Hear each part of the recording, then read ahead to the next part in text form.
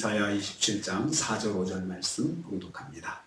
이사야 27장 4절 5절 말씀입니다. 같이 봉독합니다. 나는 포도원에 대하여 노함이 없나니 찔레와 가시가 나를 대적하여 싸운다 하자. 내가 그것을 밟고 모아 불사르리라. 그러지 아니하면 내 힘을 의지하고 나와 화친할 것이니라. 아멘. 아멘.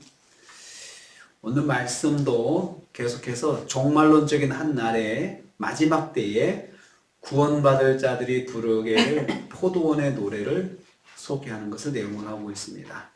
지난 앞절에서 포도원의 노래가 시작되었는데요. 먼저 여호와께서 포도원에 사랑과 자비를 베푸실 것이다 말씀합니다. 4절 전반부입니다. 나는 포도원에 대하여 노함이 없다. 나는 포도원에 대하여 노함이 없다 라고 했습니다.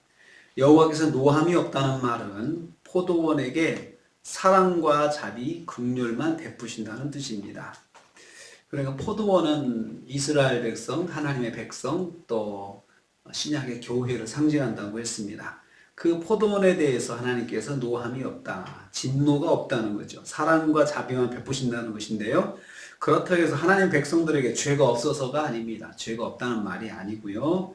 그들은 본질적으로 이사야 1장 4절에 행악의 종일 뿐이다 라고 했습니다.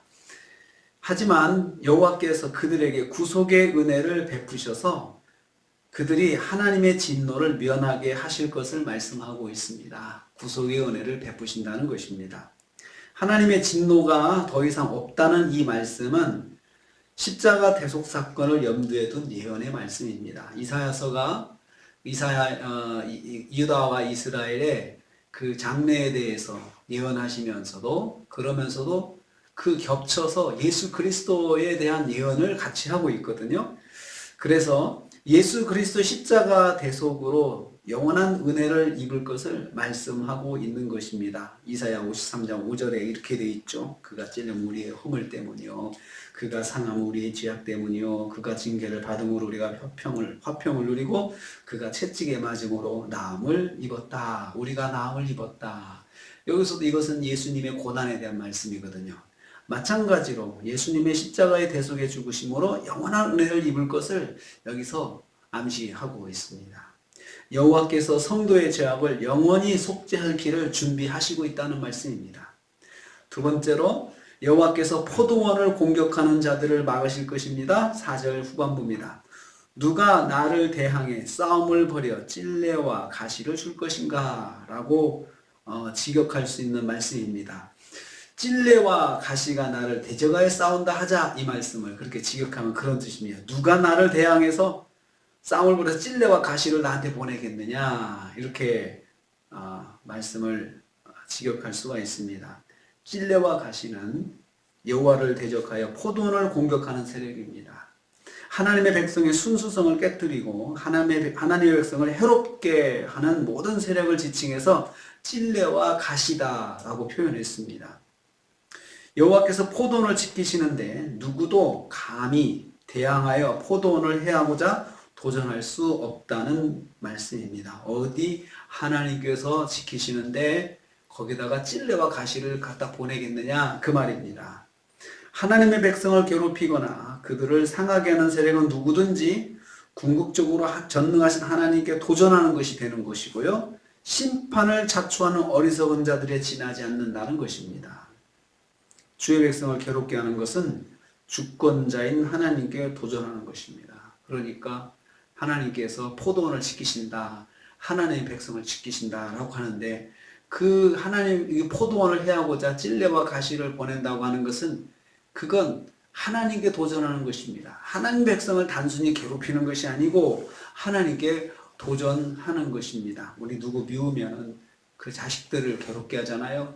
그러면 그게 바로 그 부모를 괴롭게 하는 거거든요. 그 부모에 대한 도전을 자식한테 할 수도 있잖아요. 하나님의 백성에 대한 도전은, 그 하나님의 백성을 괴롭게 하는 것은 하나님에 대한 도전이다라는 것입니다.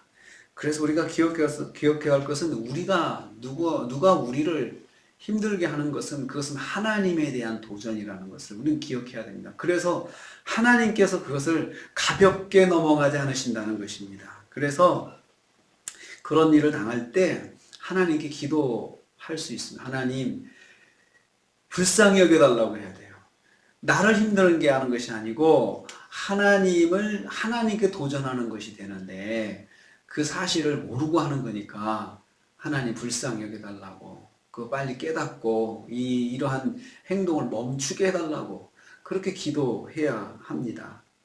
주의 백성을 괴롭게 하는 것은 주권자이신 하나님께 도전하는 것입니다. 세 번째로 여호와께서 화목의 길을 열어놓으셨다 말씀합니다. 내가 밟고 불사르리라 라고 했습니다. 누구를요?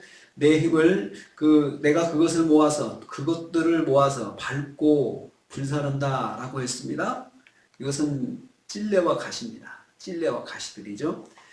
하나님의 백성을 헤아리는 대적들을 결탄코 방관하지 않으시고 쳐서 진멸해 버리실 것을 단호하게 말씀하고 있습니다.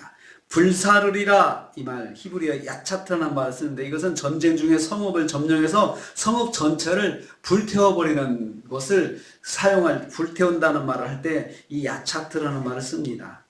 여호와의 극심한 분노를 나타내는 표현입니다. 하나님께서 불태워버리신다, 극심하게 분노하신다는 것입니다. 하지만 여호와께서 대적자들에게 화평의 길도 열어놓으셨습니다. 그가 대적하는 마음을 내려놓고 여호와를 의지하고 화평을 바라게 될 것이다 라고 했습니다. 그럴 때 여호와께서 받아주실 것을 약속하십니다. 그 화평과 화목은 중보자 되시는 예수 그리스도의 속죄의 공로를 믿음으로 완성될 것입니다. 그러니까 하나님께 대적하는 찔레와 가시들이 그렇게 대적하다가도 깨닫고 하나님 앞에 화평으로 하나님을 믿고 은혜를 구한다면 하나님께서 그들에게 화목의 길을 열어놓으신다. 그가 나와 화친하며 나와 더불어 화친할 것이다. 2번 말하고 있습니다. 화목을 길을 열어놓으시는데 궁극적으로는 예수 그리스도의 속죄의 공로로 그 속죄의 공로를 믿는 자에게 화목의 길을 열어놓으신 것과 똑같습니다. 로마서 5장 1절 말씀에 이렇게 말씀합니다. 그러므로 우리가 믿음으로 의롭다 하심을 받았으니 우리 주 예수 그리스도로 말미암아 화평을 누리자. 그 화평은 예수 그리스도를 믿는 믿음으로 오는 것입니다. 장차 하나님의 백성들 뿐만 아니고 하나님의 백성들을 괴롭게 하는 자들도 하나님께서 십자가의 공로를 의지하게 된다면 하나님께서 그들을 용서해 주시고 화평의 길로 인도하신다는 것입니다. 하나님을 대적하면 하나님 앞에 심판답게 받을 길이 없습니다. 그렇지만 그러한 마음도 접고 하나님을 의지하고 십자가를 의지하면 다시 화목의 길을 열어주시는 은혜가 있다는 것을 말씀하고 있습니다. 포도를 지키신 하나님, 하나님 백성을 지키신 하나님, 그 하나님께서 이번 주도 우리와 함께 하십니다.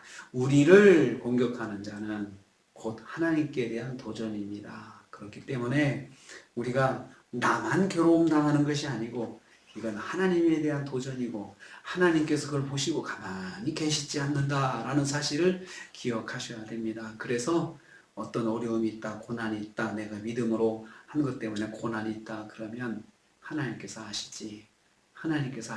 그러면 하나님께서 가만히 계시지 않으신다는 거죠. 하나님께서 그것을 도전으로 보시고 나중에 다 다뤄주신다는 것입니다. 한 주간 우리를 지켜주신 하나님, 포도원을 지키신 하나님, 하나님 백성을 지키신 하나님, 교회를 지키신 하나님, 하나님께서 우리와 함께 하심으로 승리하시는 저와 여러분 되시기를 주님의 이름으로 축복합니다. 주님 감사합니다.